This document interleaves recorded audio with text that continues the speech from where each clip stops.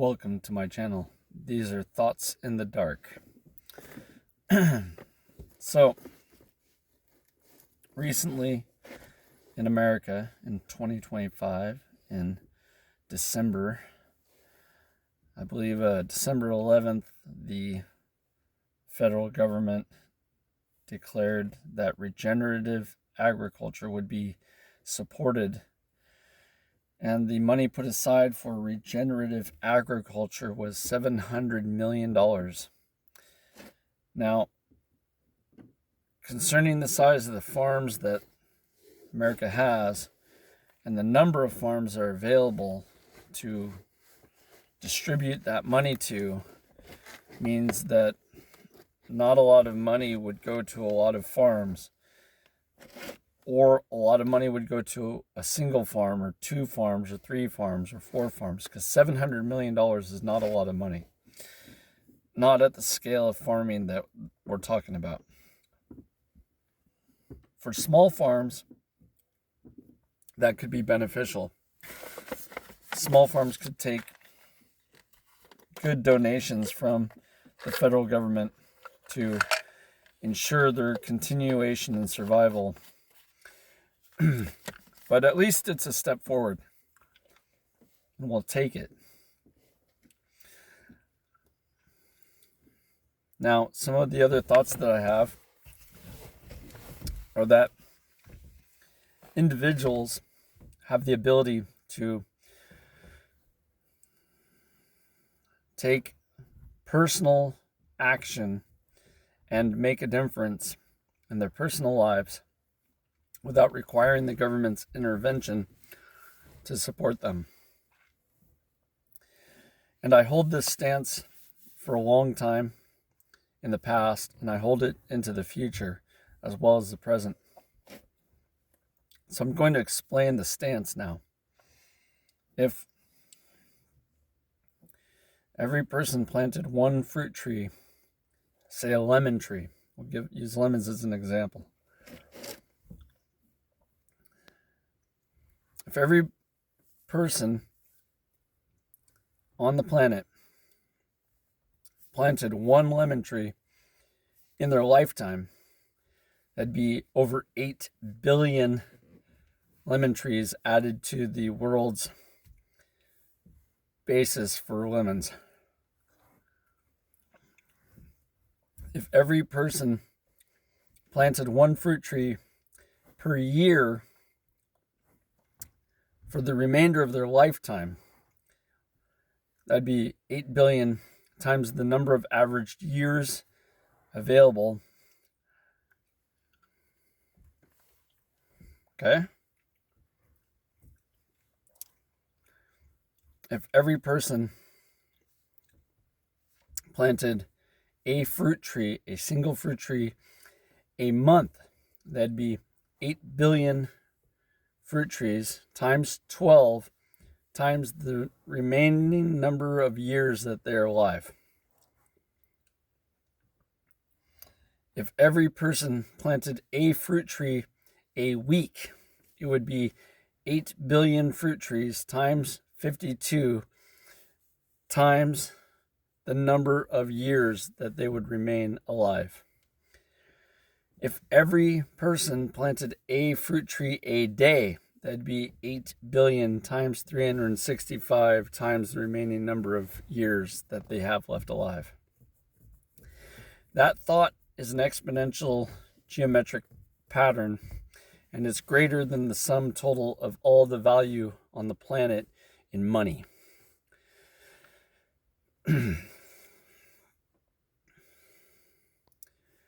That's just one product. That's one lemon tree. It's one fruit tree planted by all these people.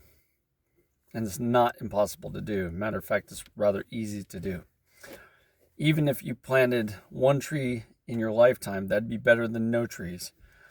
But if you planted a tree a day, which does not take that much time out of your day, and if everyone did it, that would be a lot of trees planted. So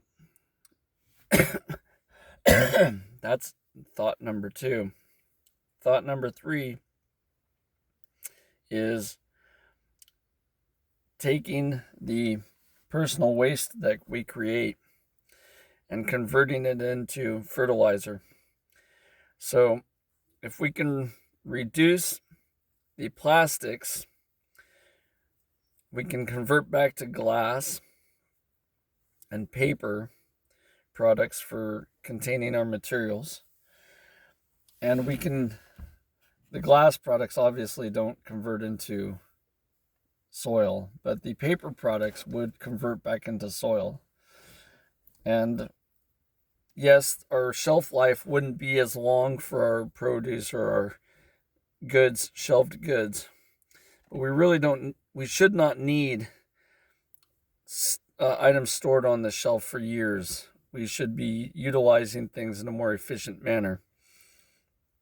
So if people don't need items and they don't buy items, then they stop producing those items and we don't have to shelve them in storage or in a warehouse or on a shelf in a store for a year or more until they sell. And then we would be back to a more realistic storefront where items that humans actually use would be what's sold. That's item number 3. Item number 4.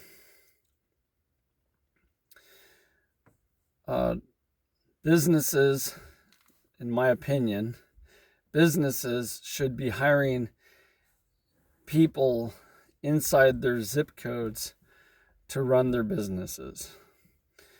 And I'm not saying that they cannot hire outside of their zip code, but we should be trying to hire inside our zip code first and then work our way out from there.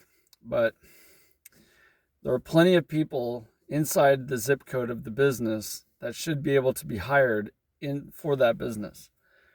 And that is irregardless of the business or regardless if you want to be grammatically correct, regardless of the business that is being modeled. If a business has to hire outside due to specialization or, education, I understand that. I'm not saying they shouldn't be allowed to. What I'm saying is that the initial investment in capital should be inside the zip code that the business is in, so that way people do not have to travel 50 miles to go to a job and then 50 miles back to go home, which is like 110 miles a day. And I personally live in that scenario. And I'm not saying that I can't fix it, yet the job opportunities in my local area do not provide the amount of income I require to survive in the local area. So I think personally, from my point of view, in my opinion, those systems should change. Item number 4 on my list, maybe 5, getting lost in the numbers. The next item in question. So the next item in question is personal ownership of property. And this one is going to get people a little bit hot under the collar as far as I'm concerned, but it should benefit society in general. And this idea is that the right to own a house should not be infringed upon or taxed. Your primary home should not be a taxable asset. And once it is, so here's the caveat. In the event that a person wishes to purchase their original primary home, which I have no problem with whatsoever. I don't mind a person wanting to buy a house, okay? Or buy land and build a house. I have no problem with either of those scenarios. In the event that a person wants to buy a land or a land with a house on it, that house should have the ability to be sold to that individual for a value that is reasonable for that person to purchase their original primary home with the income that they provide. Which means that it cannot exceed the ability to pay back the investment. Although, Once the investment is made on their primary domicile, their primary home, their primary plot of land where they're going to live and raise their children, that immediately becomes a parcel of land that is removed from the asset exchange of the city, the state, the county, the state, and or the governing body of the United States of America. Because being able to survive and live on your land should be a fundamental United States right, along with the others that we have. The Bill of Rights should be amended to allow and allocate for an individual to have a primary domicile that is non-taxable and non-transferable in title except to the children of the domicile and or the family of the domicile. And that should not be a taxable asset anymore. It should stop being an asset and or classified as one. Now, the caveat to this is that in the event that the person wants to buy a second or third or fourth house, there's no problem with them doing that. I have no problem with the capitalistic system for them buying more homes. And I also have no problem with them being taxed on those extra streams of income and those extra homes, as those are privileges to own more homes, not a right. And so you should have the right to your primary domicile without taxation after just compensation for purchase of said domicile and plot of land. And it should be removed from the taxable asset class and never be able to transfer title except through death. That being said, second, third, fourth houses should be taxed normally because those would be considered business expenses because you have enough income and enough value to purchase extra, which I have no problem with. You can purchase as many houses as you want. You can rent them out, do all that. As long as you're taxed in an appropriate and fair manner for having extra, I have no problem with it. As long as you're willing to play that game, I have no problem with that either. That's my opinion, but I believe that would be a valid opinion.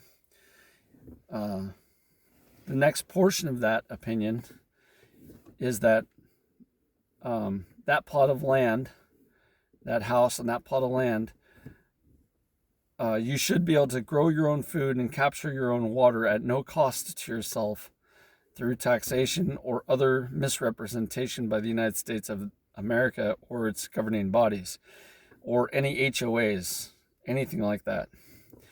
No one should be able to tell you what you can and cannot grow if it harms no one else. So, obviously, you're not going to be allowed to grow poisonous plants and things that are detrimental to your local environment. That would be ridiculous.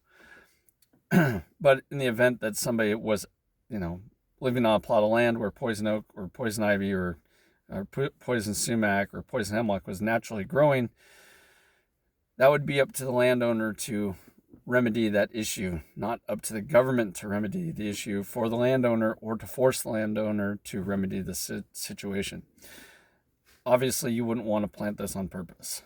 And that would be the only restriction, is that you wouldn't be allowed to plant them intentionally. But removal and extraction of them should not be forbidden.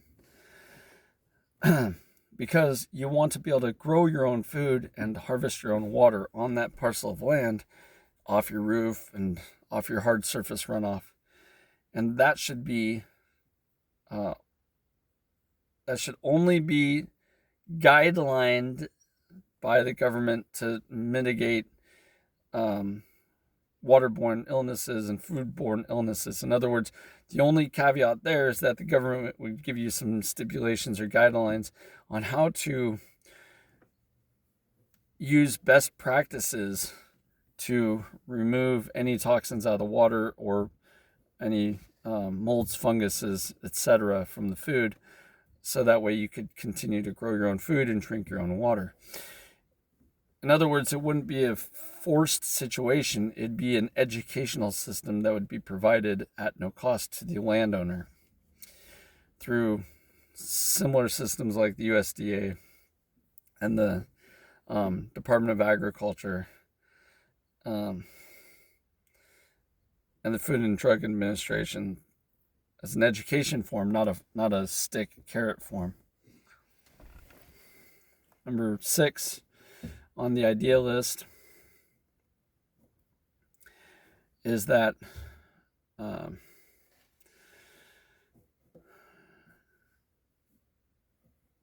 individuals' survival needs should be met without cost. In other words, food, water, shelter should not have baseline costs attached to them, and taxation should be illegal upon these things because they are liabilities and not assets, and therefore the governing body of the United States of America does not tax liabilities. They only tax assets. So it would be erroneous and or felonious and or illegal for the governing body of the United States or any branch thereof underneath the governing body of the United States, all the way down to the cities and corporations that are run by the United States, to cause taxation or undue stress upon a landowner or a citizen or a civilian of the United States of America for baseline needs. So that would be another constitutional amendment that would stop the governing body of the United States of America from forcefully imposing baseline slavery on humans, because that's how you control them. You control them through their food, their water, their housing. And if you don't allow them to have stuff, they do whatever you want. And if you create a system where the economics are out of balance so bad that they cannot do anything but go to a job and pay taxes, then you've created a slave culture, in which case that should be abolished, along with slavery in general has been abolished. These are some thoughts and some ideas, and these are not critical representations or mischaracterizations of the federal government or any branch they're under.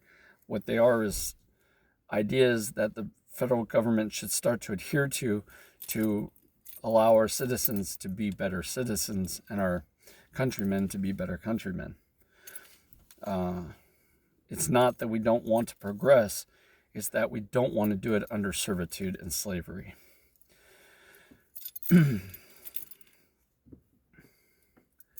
That also goes for allowing people to express themselves in such a way that's reasonable, the freedom of speech, the freedom of expression. Your garden and your house and your home are all extensions of those things. How you maintain them is your business. It's not the federal government or the local state government's business to tell you how to represent yourself. Now, this does not mean that we allow people to just grow illegal plants, and it's not an okay for a free for all. What it means is that there's no taxable representation of these plots without the ability for the plot owner to sue the governing body for unlawful actions and win without having to represent themselves in a court of law, because it's not the government's process to actually cause undue harm upon citizens. It's not supposed to do that. Therefore, any lawsuit brought against the governing state of the United States of America, or counties, cities, or councils therein, would favor the citizen, not the governing body.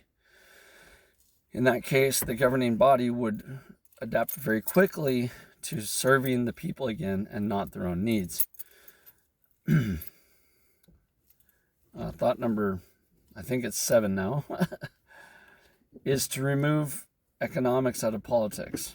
And political leaders should not be able to benefit from having been or being in or pursuing to go into politics through coercion of money or bribes. That should be pretty standard procedure, but there are workarounds where the Securities and Exchange Commission can't find a way to indict members of Congress and the Senate from doing insider trading, which should be a felonious act. It's a felonious act for anyone else. So in the process,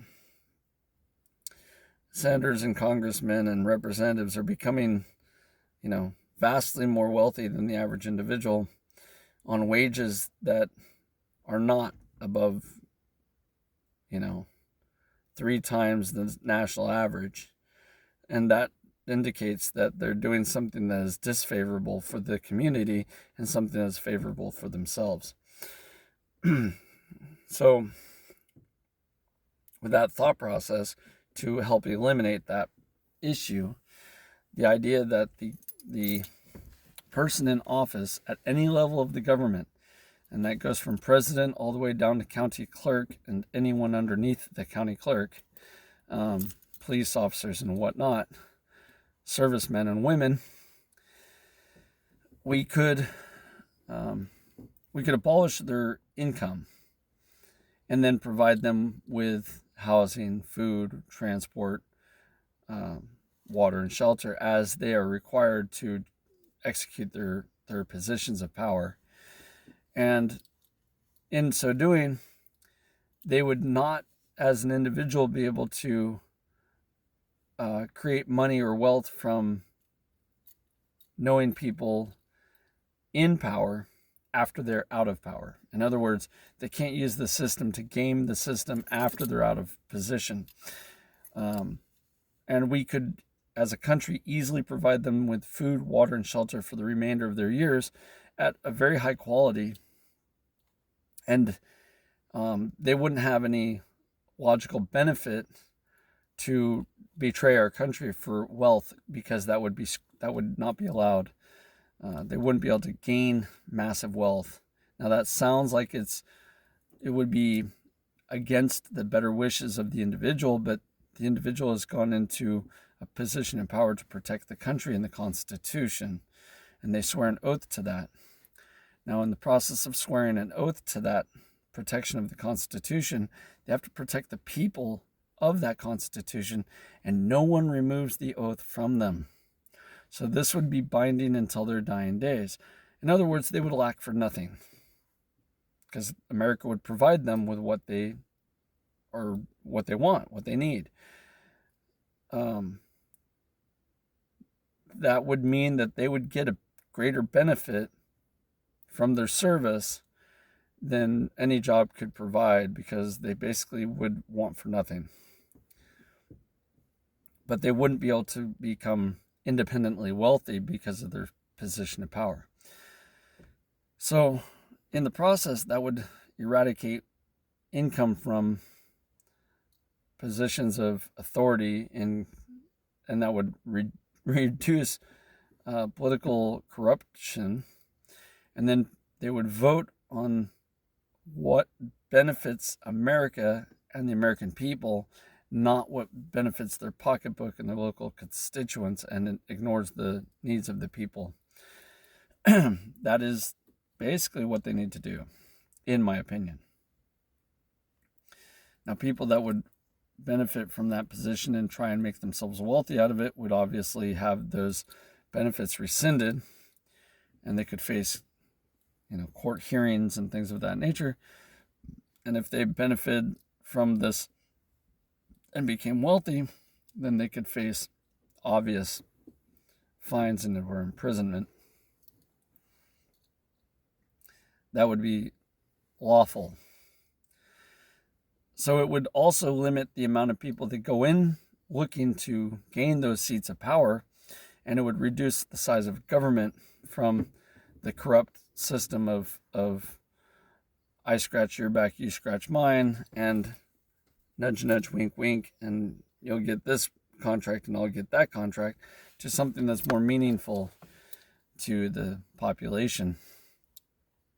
Because there would be no economic incentive to violate their constitutional oath. Those are just some thoughts on the process. I'm not saying that they're correct, and I'm not saying that they're right. I'm saying that there's something that needs to be thought about to reduce the corruption of our country. As far as food and water are concerned, I'm going to give you some statistics about Monterey County, and you may or may not like them, but you can go check them. For every 1 square mile of hard surface runoff, per event of 1/16 of an inch of rain contacting the whole surface and then sliding from one side to the other, if you captured all that water into gallon jugs, you'd have 1.086 million plus gallons of water. Now, that's a lot of water for 1 square mile. Now, if you took the total surface area of Monterey County and you performed the same number trick, and then you converted it to 21 inches of rain a year, which is the rough average of rainfall we get in Monterey County, you would get 1.7 trillion gallons of water. Now, obviously, not all of Monterey County is hard surface runoff. Obviously, not all of Monterey County is running all that water into the ocean. But the vast majority of that water is running into the ocean and from our direction of roads and whatnot. We are traveling that water as fast as possible away from our communities to stop flooding. Because 1.7 trillion gallons of water is a lot of water. Now, Monterey County does not have that much hard surface runoff. A lot of it is land and different compositions of sand and clay and hard pan and hard rock and valleys and hills and whatnot. And in the process of those valleys and hills and runoff progressing through the soils, you'll get a portion of it that goes straight into the aquifer, a portion of it that turns into our rivers and lakes and streams, and a portion of it that goes to hard surface runoff, and a portion of it that goes to our evaporation. But we don't have a water problem. We have a water management problem. We have a water education problem. So to help remedy this water allocation problem, building code could be completely easily changed in Monterey County. And all they would have to do is say that without cost to really anyone except the homeowner or the building contractor, without cost to the county, the city, or the taxpayer, they could change the code to allocate the allowance of a tax incentive, in other words, a reduced cost of taxation, to install cistern systems on the buildings and reduce the water loss to the ocean and slow the water down from leaving each property. Now, that tax incentive may sound like a loss to the community's tax base, but in actuality, it would incentivize the homeowner and the developer of the property to install the cisterns to lower their costs.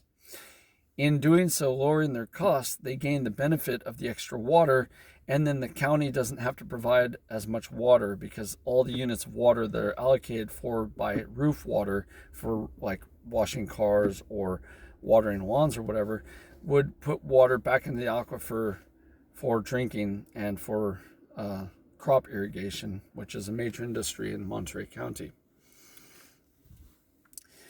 The size of the cistern could be anything from 500 gallons, which is not that big, up to 5,000 gallons, which is fairly decently large. And anything that the land can hold